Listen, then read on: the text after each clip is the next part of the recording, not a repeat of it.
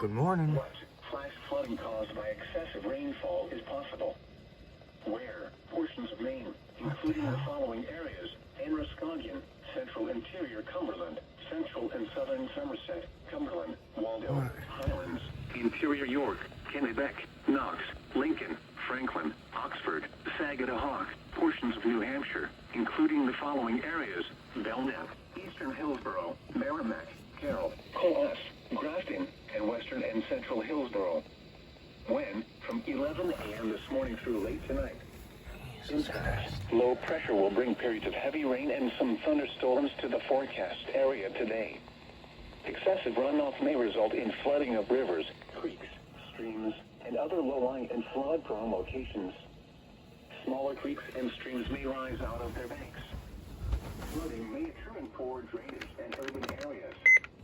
Additional details: a general width of 3 inches of rain is expected to fall today. Highest amounts are expected in the mountains.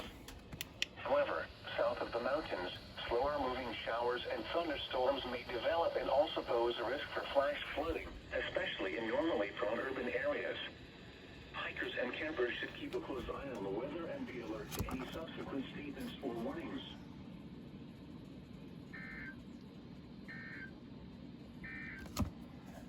Recreation forecast for Lake Winnebago. Okay. Today, east winds 5 to 10 miles per hour. Waves around 1 foot. Showers with a chance of thunderstorms this morning, and showers with a slight chance of thunderstorms this afternoon. Locally heavy rainfall possible this afternoon. Cooler. Near steady temperature in the lower 60s. Chance of rain near 100%. Lightning threat is moderate.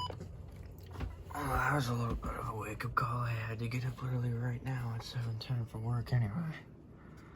So I guess that's one way to have an alarm.